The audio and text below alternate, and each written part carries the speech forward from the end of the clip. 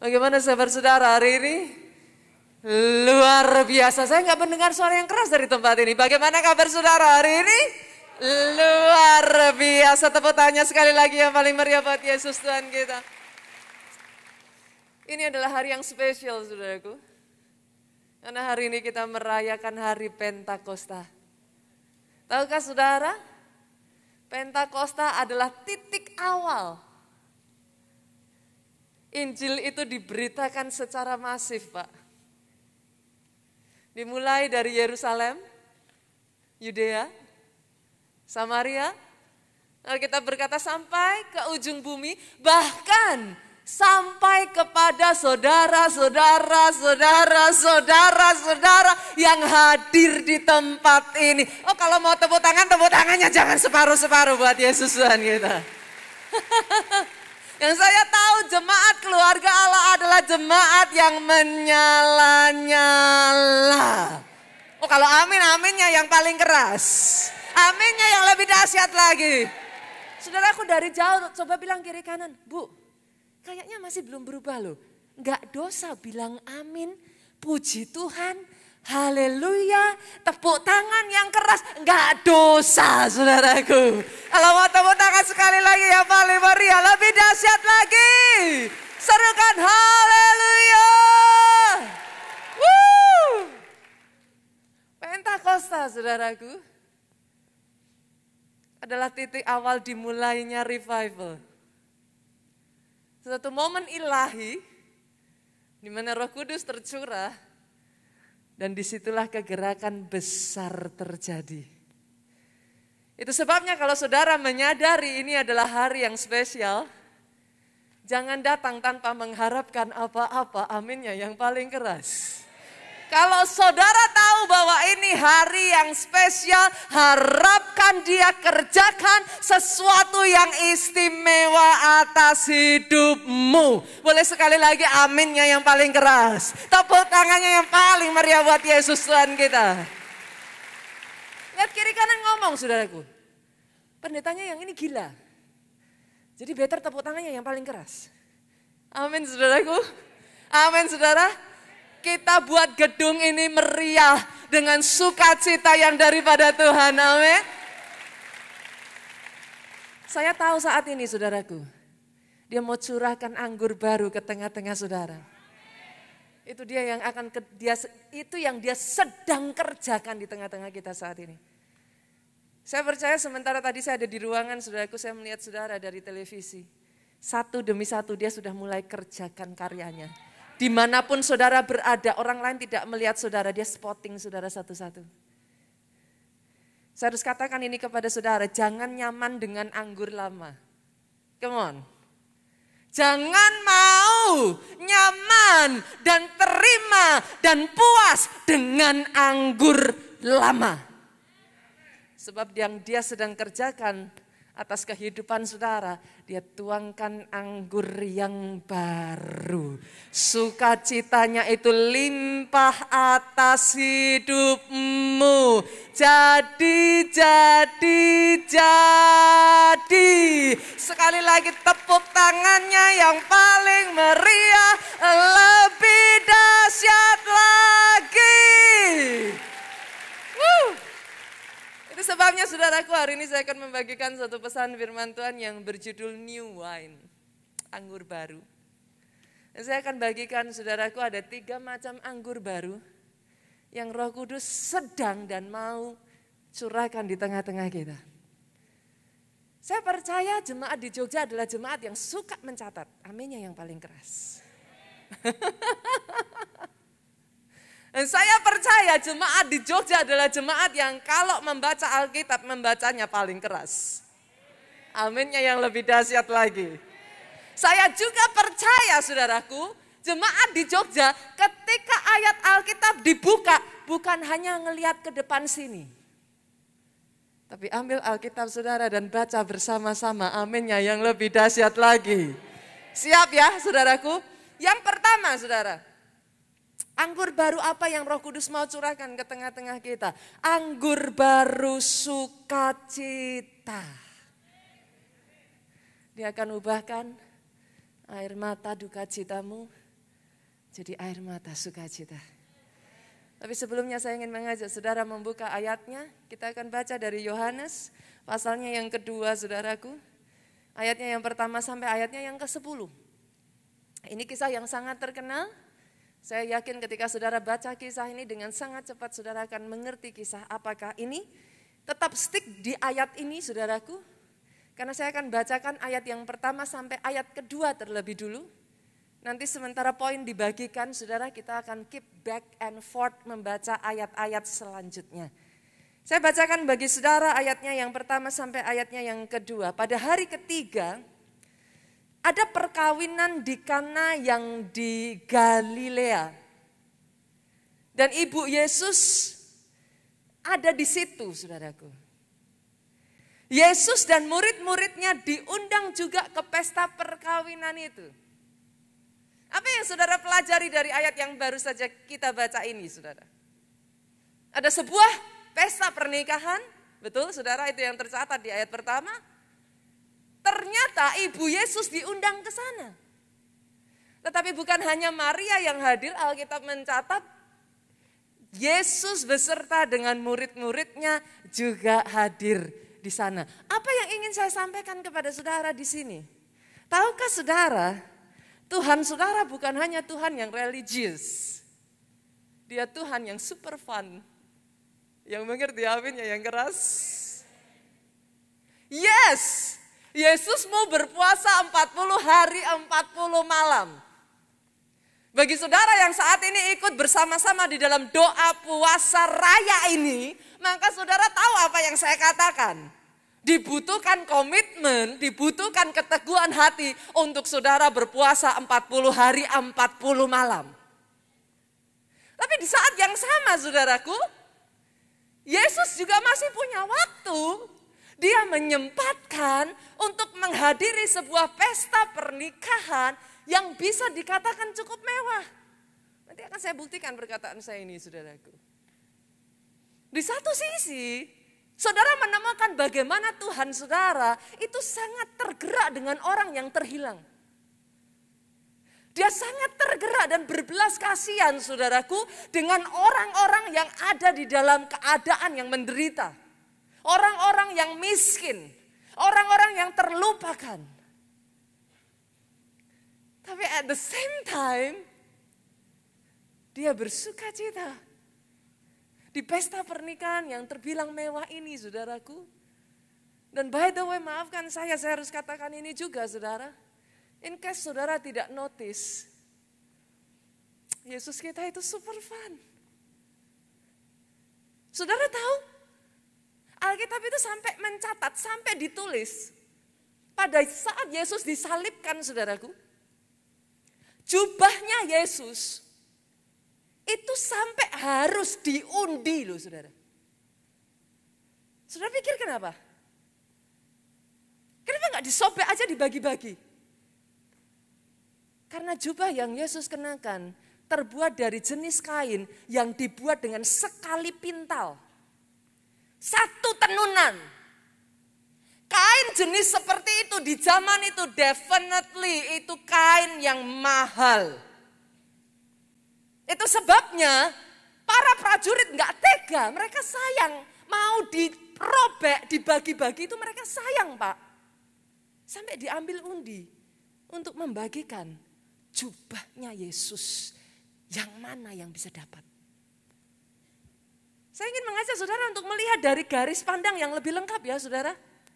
At the same time, Tuhanmu itu Tuhan yang super kreatif. Pastor, kenapa pastor katakan demikian? Kurang kreatif apa sih? Satu waktu dia khotbah di atas bukit. Kan? Di waktu lain tiba-tiba saudara temui dia khotbah di atas kapal. Betul? Dia Tuhan yang super kreatif.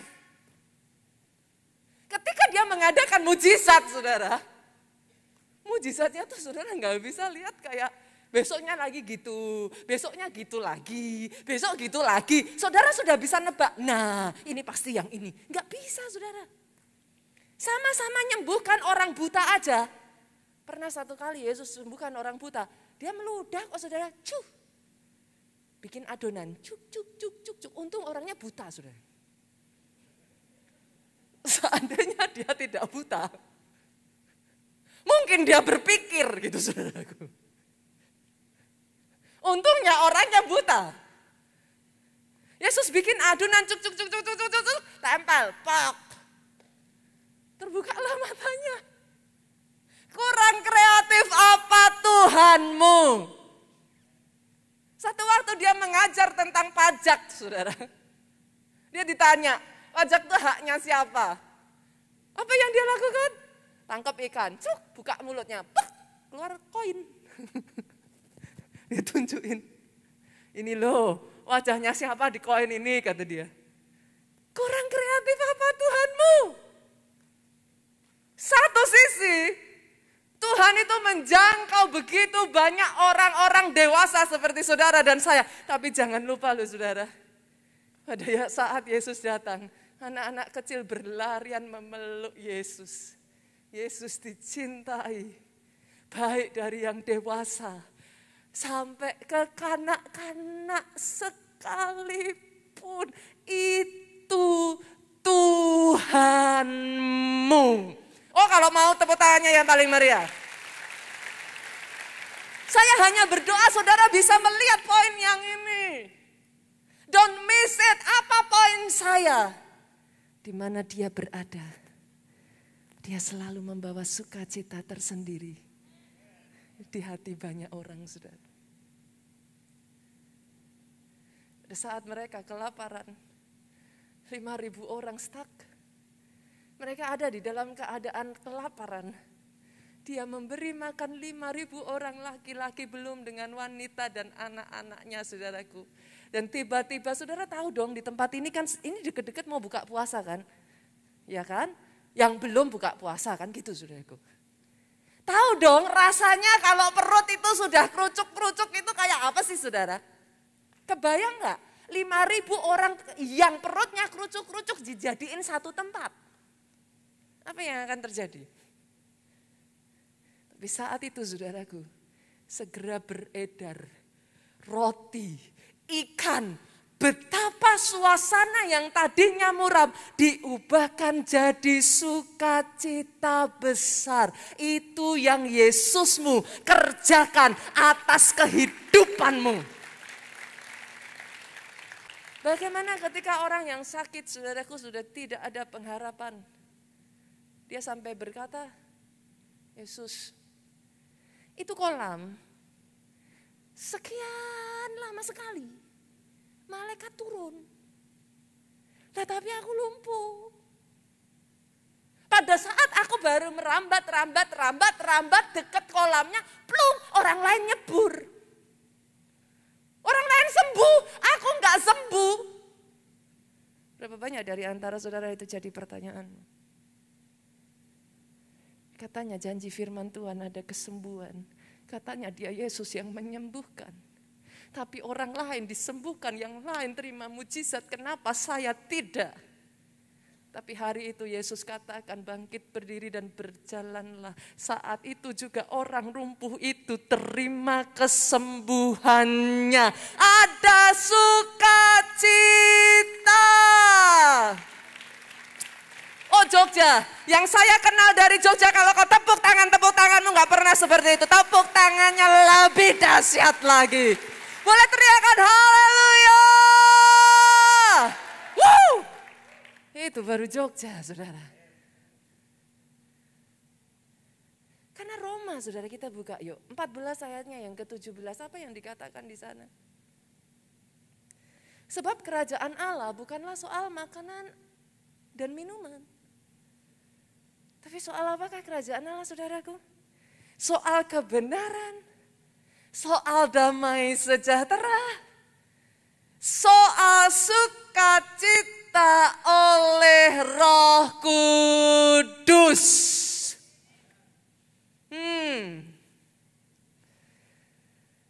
Saya berdoa, saudaraku, Hari ini anggur sukacita dicurahkan di tengah-tengah kita. Terima, terima, terima aminmu yang paling keras jadi atas hidupmu.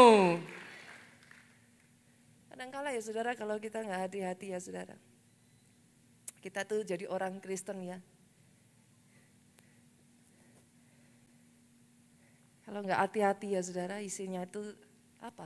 Sebenarnya bukan serius, serius itu baik saudara menurut saya ya. Tapi kayaknya hidupnya tuh kayak isinya beban berat terus gitu loh Pak.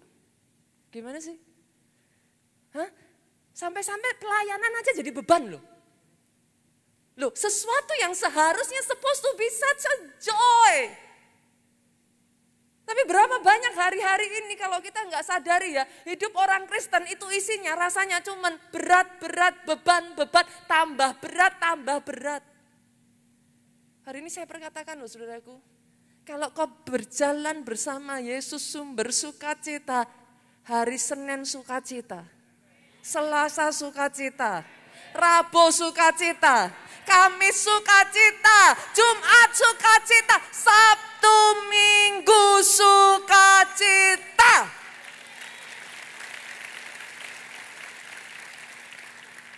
Engkau bukan lagi menemukan 1001 alasan untuk mengeluh, tapi 1001 alasan untuk bersukacita. That doesn't mean gak ada masalah, that doesn't mean semuanya goes well.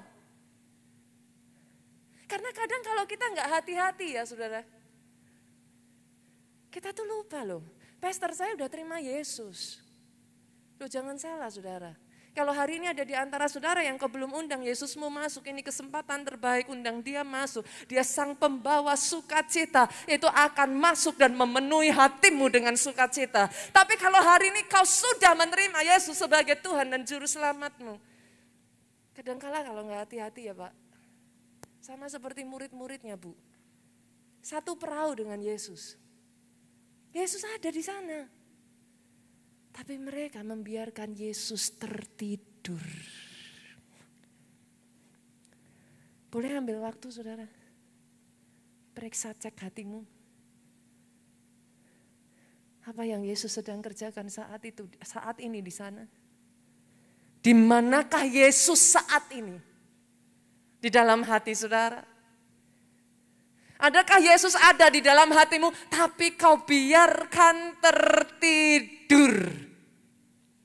Saya berdoa sejak dari hari ini, if you know the truth, kalau kau tahu kebenaran ini, saudaraku, kebenaran ini akan membebaskan saudara. Sejak dari hari ini, engkau berjalan dengan sukacita.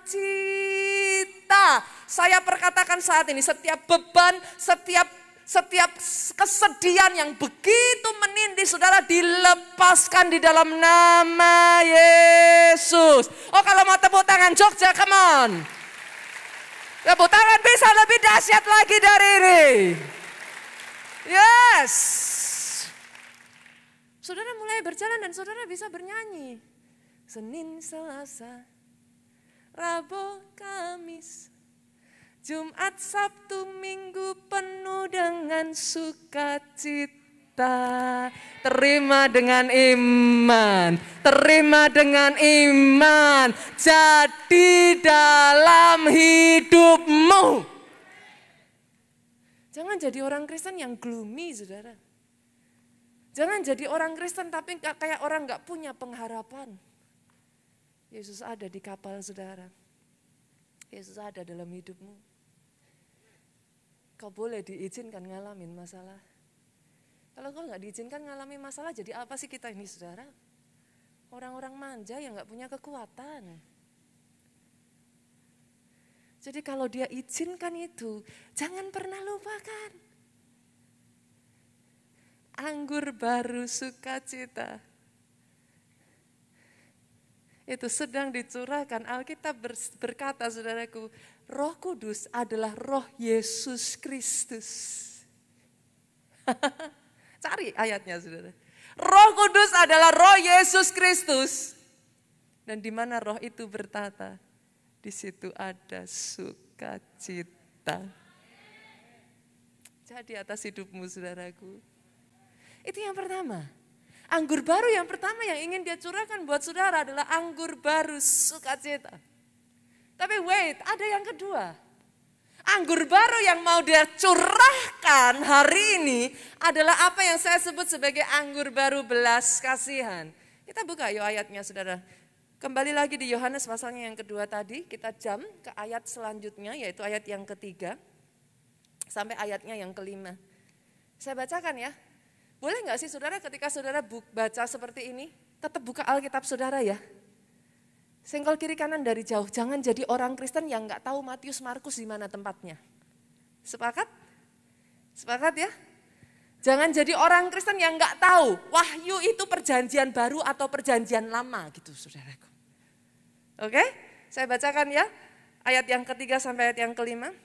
Ketika mereka kekurangan anggur, Ibu Yesus berkata kepadanya, mereka kehabisan anggur. Saudara lihat, perhatikan di sini saudara. Maria tahu masalah terjadi.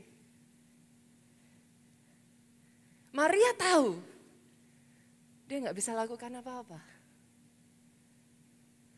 Tapi Maria tahu dia punya Yesus.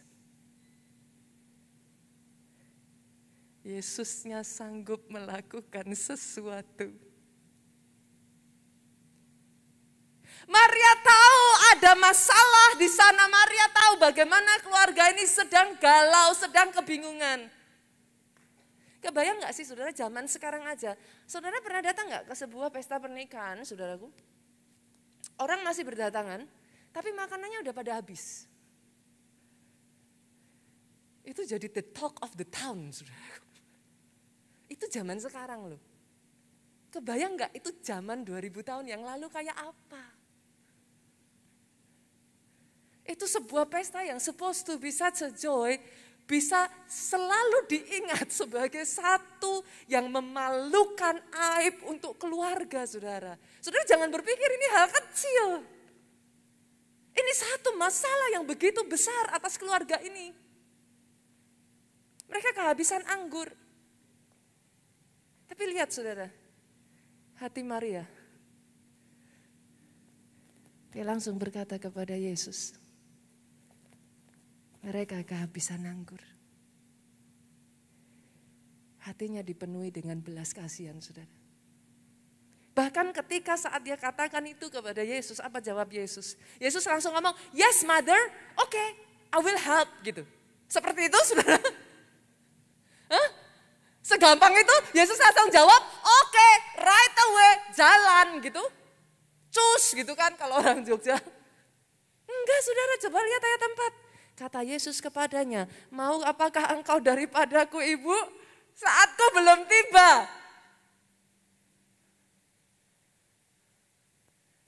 Saya itu berdoa ya saudara. Masalah kebanyakan orang Kristen. Yes, kau terima Yesus. Tuhan sudah begitu baik dalam hidupmu. Tapi ketika kau lihat ada orang lain di luar sana yang membutuhkan pertolongan, engkau memalingkan wajahmu. As long as it's not me. Selama bukan saya yang kena masalah, I guess it's still okay. Maria tahu ada masalah. Pak, sorry dia nggak diem. Dia ngomong Yesus, masalah. Yesus ngomong, ibu mau apa sih? Waktuku belum tiba.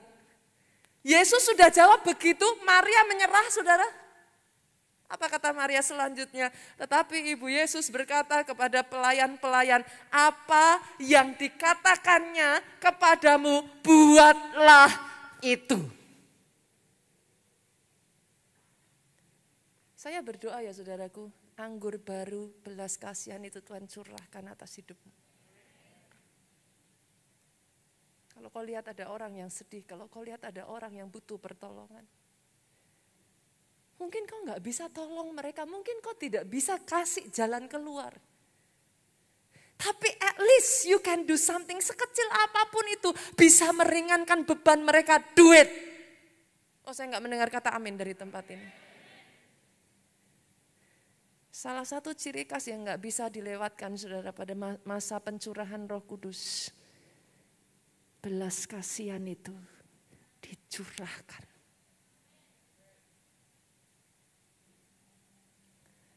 Saat kau lihat orang yang butuh pertolongan, adakah kau memalingkan wajahmu? Saya sedih loh saudara kalau saya baca kisah orang Samaria saudaraku. Karena di sana dicantumkan, ada seorang imam yang ikut berjalan. Dia lihat bagaimana orang itu sudah dirampok habis-habisan, menderita begitu rupa, tapi imam itu tetap berjalan menjauh. Ayat itu buat saya, saudaraku, adalah satu tamparan di pipi. Begitu religiuskah kita? Sampai kita tidak punya waktu untuk menunjukkan Yesus hidup di dalammu, di dalammu, di dalammu. Dia ada di dalammu. Orang lain tidak bisa melihat Yesusmu, tapi dia bisa lihat engkau.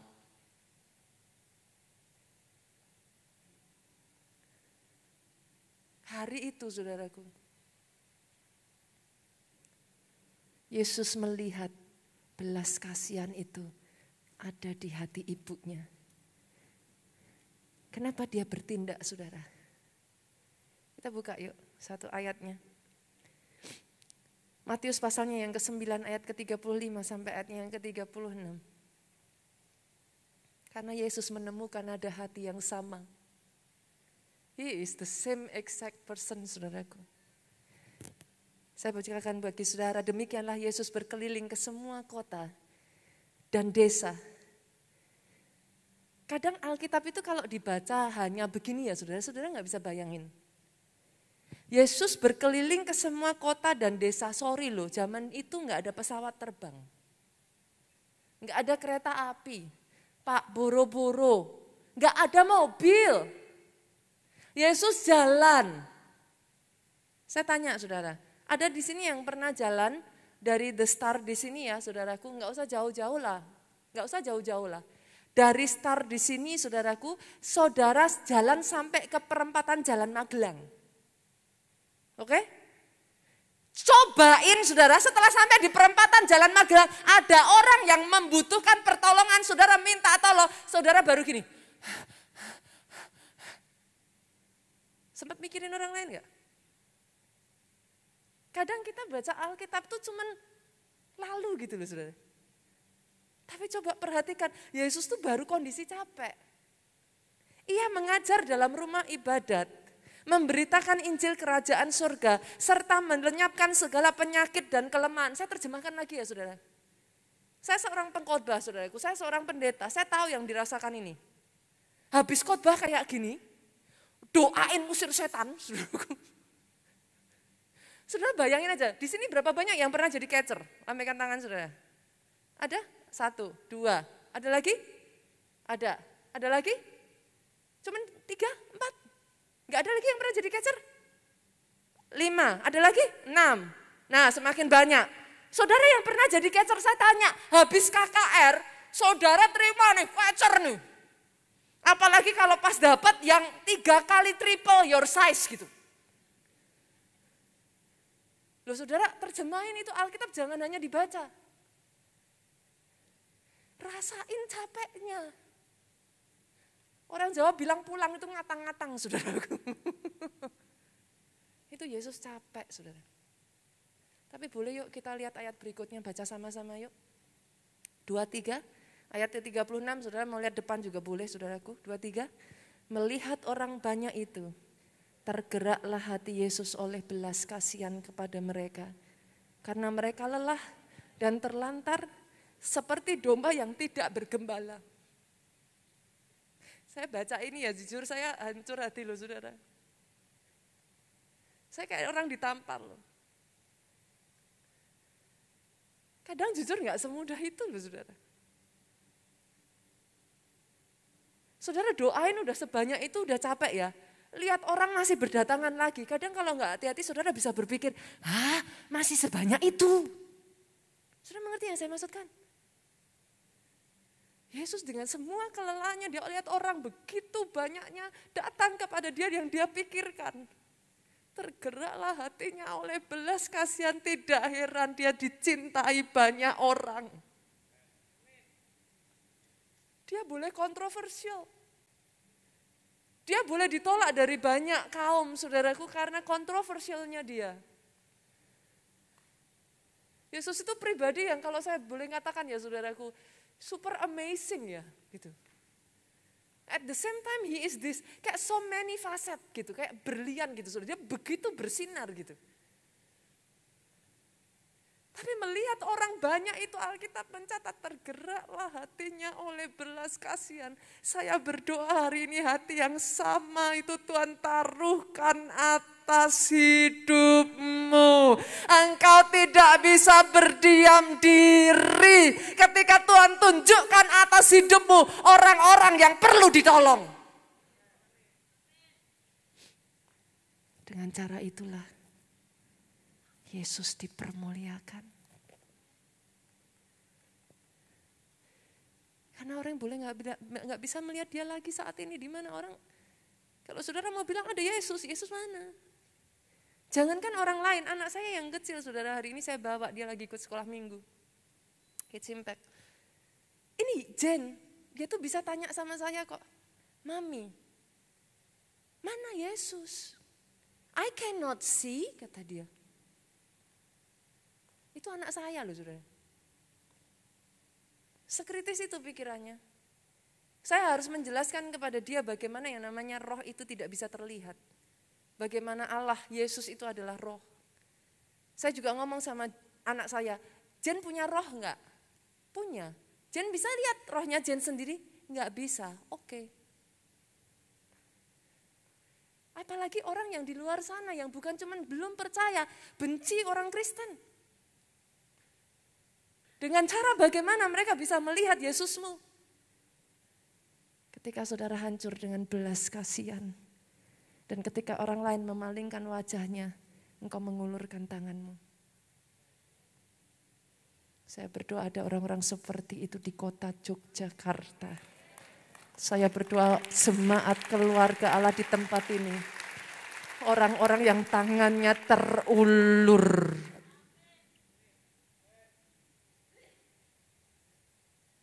Maria boleh nggak bisa lakukan apa-apa saudaraku.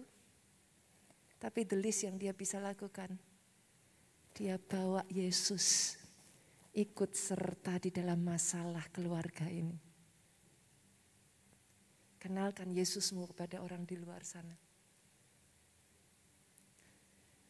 Kenapa saudara?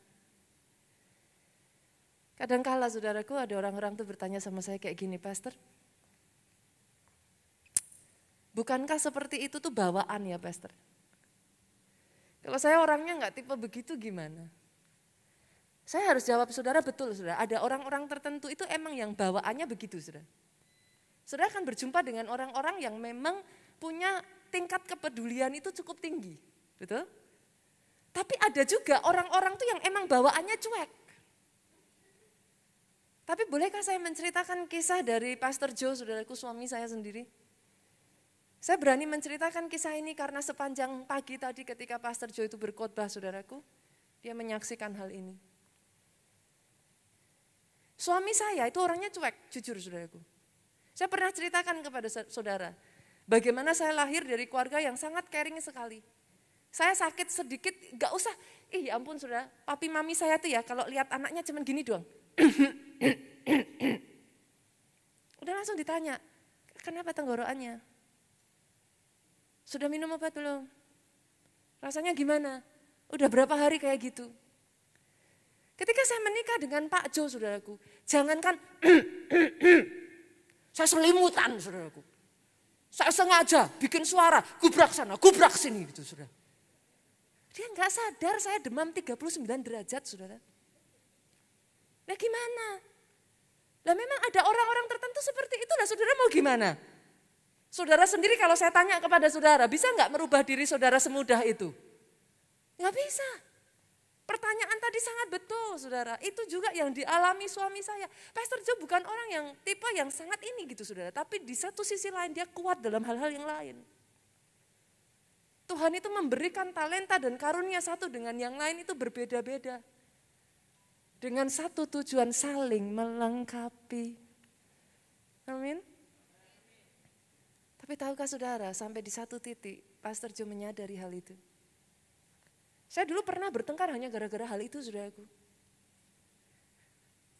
Dia ulang tahun kan, saudaraku. Saya tuh tipe dari keluarga yang setiap tahun happy birthday gitu, saudaraku. Mami papi saya tuh akan menyediakan ini itu apa, yeay happy birthday.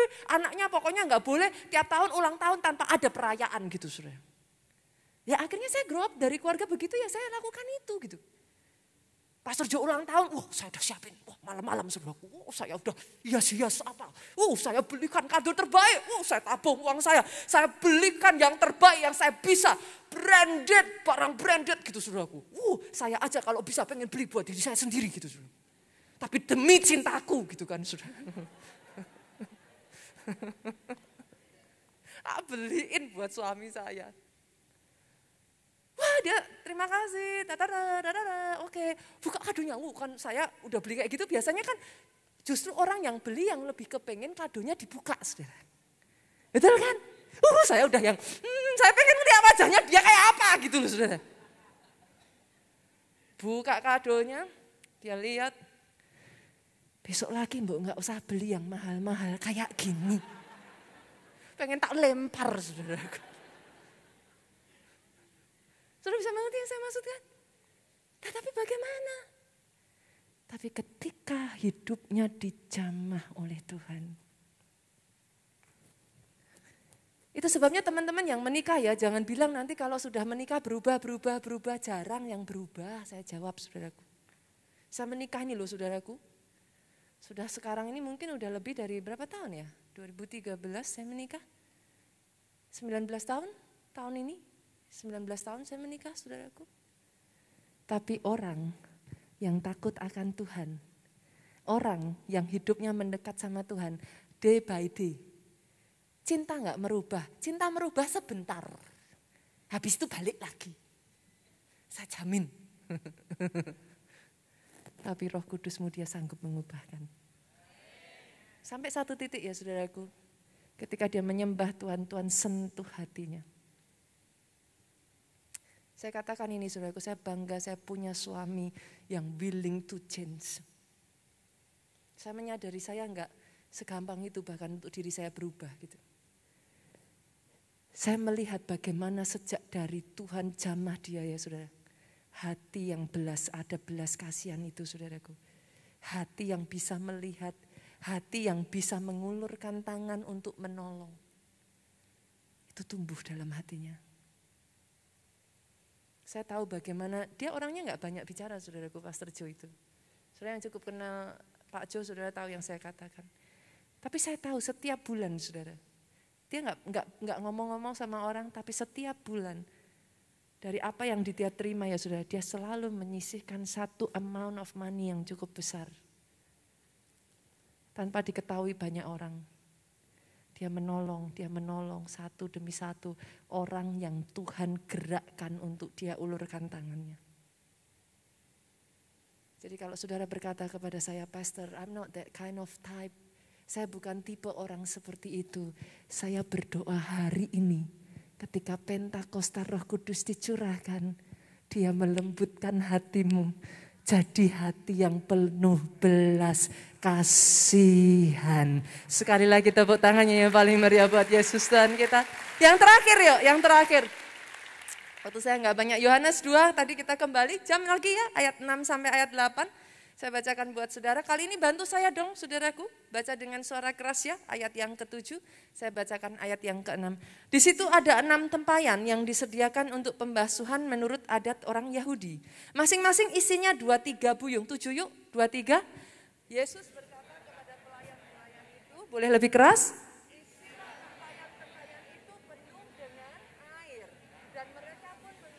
Sampai penuh. Lalu kata Yesus kepada mereka, sekarang cedoklah, bawalah kepada pemimpin pesta, lalu mereka pun membawanya. Apa makna dari kisah ini? 6 tempayan saudara. Satu tempayan itu berisi sekitar 2-3 buyung, artinya sekitar 100 liter. 100 kali 6 berapa saudara? 600 liter. Tahukah saudara angka 6 itu adalah angka manusia. 7 itu angka sempurna. Dalam Alkitab itu angka-angka jangan miss, saudara. Karena dalam Alkitab itu angka-angka itu seringkali dia punya arti. 6 itu angka manusia. Tempayan, saudaraku, berbicara ini angka 6 itu berbicara tentang manusia.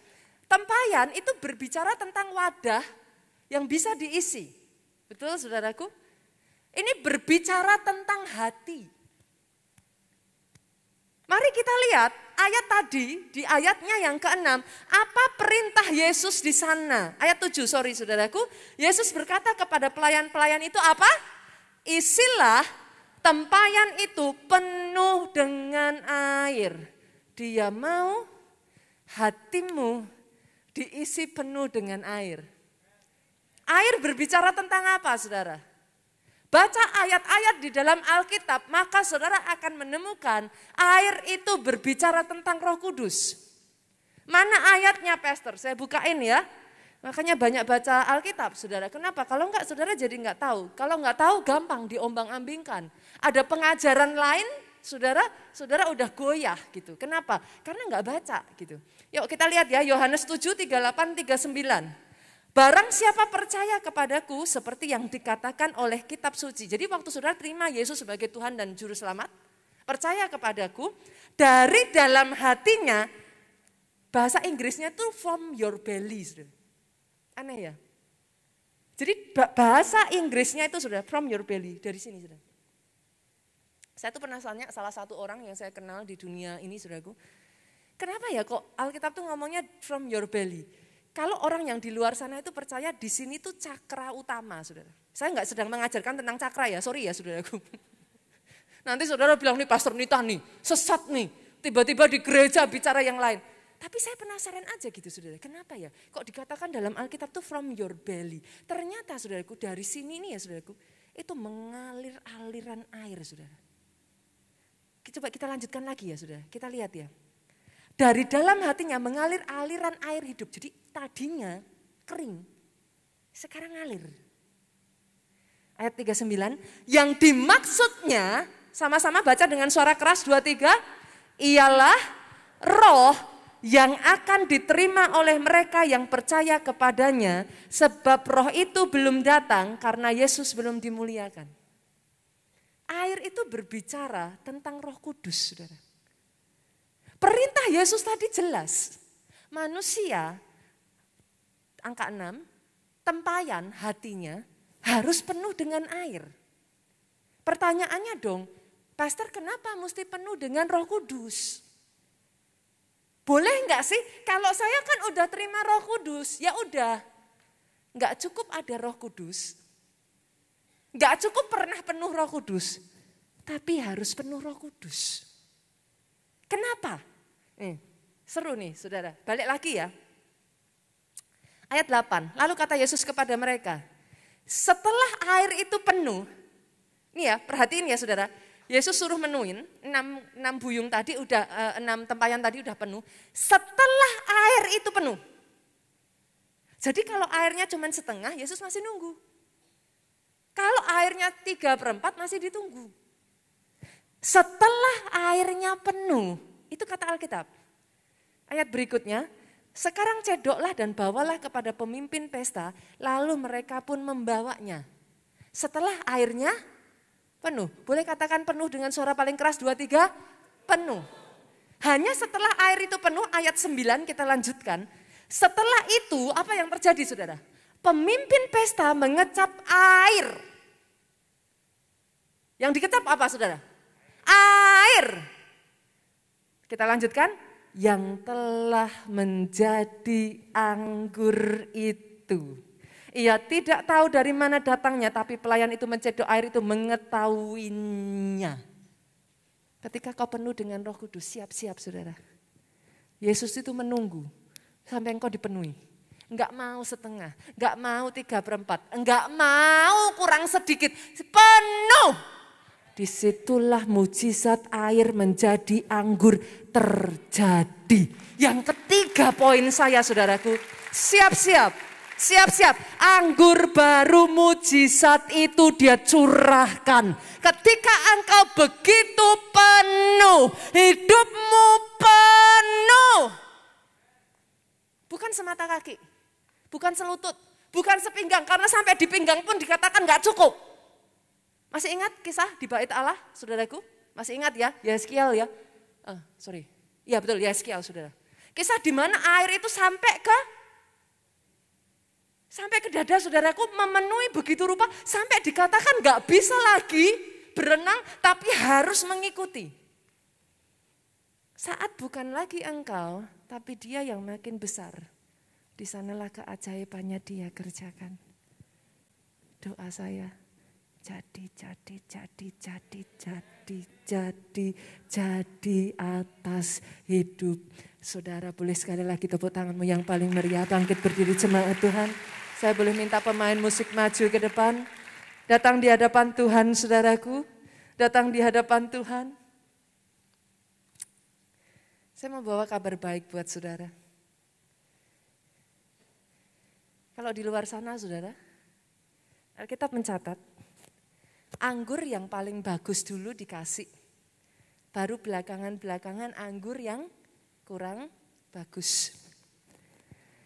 Dalam pernikahan juga seringnya begitu ya. Ya kan? Aslinya pelit, medit, bin kikir. Tapi kalau sudah ketemu si jantung hati, saudara, segalanya aku berikan. Perkara setelah menikah kembali ke asalnya. Kan gitu saudara? Betul? Kata iklan zaman dulu selanjutnya terserah Anda gitu kan saudaraku. Tapi di dalam Tuhan, anggur manis yang paling manis yang kau pikir udah paling manis dikeluarkan.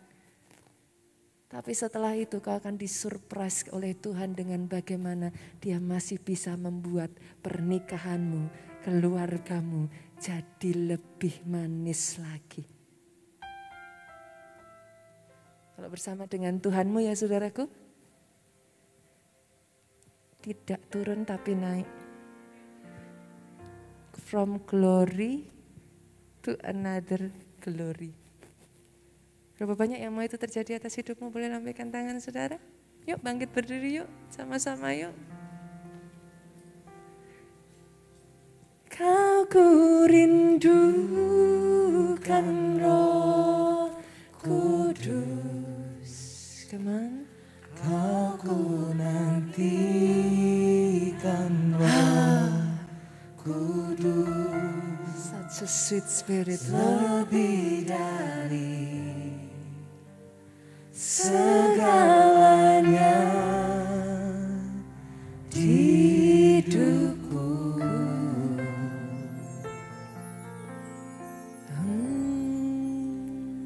Kau ku perlukan Roh Kudus.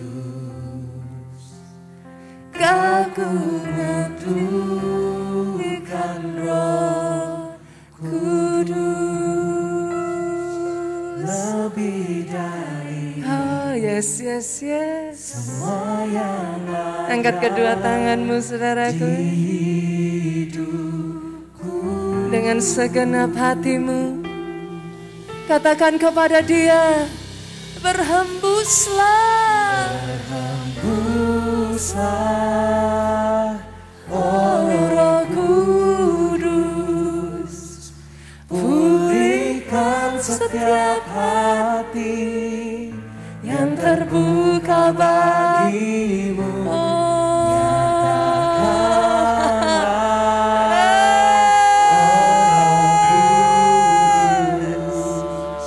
Kuasa-Mu atas kami, berhembuslah.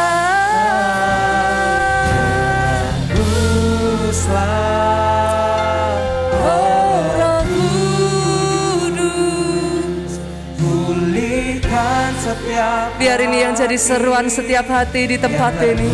bagimu. Dengan tanganmu terangkat saudaraku, nyatakan ini di hadapan Tuhanmu. Kuasa-Mu atas kami,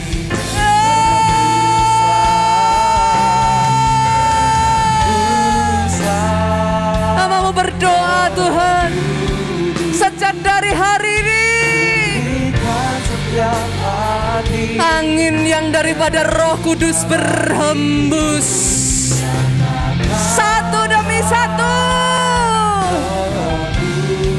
Anggur baru-Mu Tuhan dicurahkan. Engkau yang mau, saudaraku, angkat kedua tanganmu sejak dari hari ini Tuhan. Hamba-Mu berdoa, anggur baru sukacita. Hari-harimu tidak lagi dilalui dengan kegelisahan. Hari-harimu tidak lagi dilalui dengan muram.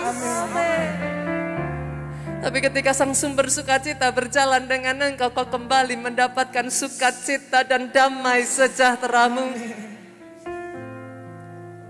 Saya percaya saudara, hari ini ada orang yang dibebaskan oleh Tuhan. Engkau bisa tertawa lagi. Engkau bisa tidur dengan tenang lagi. Anggur baru belas kasihan. Tangan-tanganmu yang terangkat, saya berdoa, adalah tangan-tangan yang mau berkata kepada Tuhan, ini aku, pakai aku Tuhan. Bukan hanya di gereja saja saudaraku, ketika kau di gereja, pakai talentamu apa yang kau punya, yang Tuhan berikan atas hidupmu untuk melayani satu dengan yang lain. Tapi ketika kau di luar sana, di tempat kerjamu, di tempat kuliahmu, dimanapun Tuhan tempatkan engkau, jadilah saksi hidup dimanapun engkau berada. Dan yang ketiga, siap-siap saudara, ketika hidupmu begitu dipenuhi oleh Roh Kudus, bukan lagi engkau semakin kecil tapi dia semakin besar. Justru di saat itulah anggur baru mujizatnya dia kerjakan atas hidupmu. Tetap terangkat kedua tanganmu saudaraku. Terimalah berkat yang daripada Tuhan. Diberkati engkau oleh Tuhan. Amin. Diberkati keluargamu oleh Tuhan. Sejak dari hari ini kau pulang dari tempat ini tidak dengan tangan kosong. Amin. Dari mulutmu selalu keluar dengan kesaksian demi kesaksian demi kesaksian yang baru. Amin. Diberkatilah engkau dengan umur yang panjang. Amin. Sehat sesehat-sehatnya di dalam nama Yesus. Oh, diberkati engkau dengan masa depan kilan gemilang. Diberkati pelayananmu dan pemberitaan Injilmu. Amin. Pulang saudaraku berjalan dengan sukacita. Bawa damai sejahtera Allah Bapa, cinta kasih putranya Yesus Kristus, dan persekutuan dengan Roh Kudusnya sekarang sampai selama-lamanya. Engkau yang diberkati katakan dengan suaramu yang paling keras. Amin.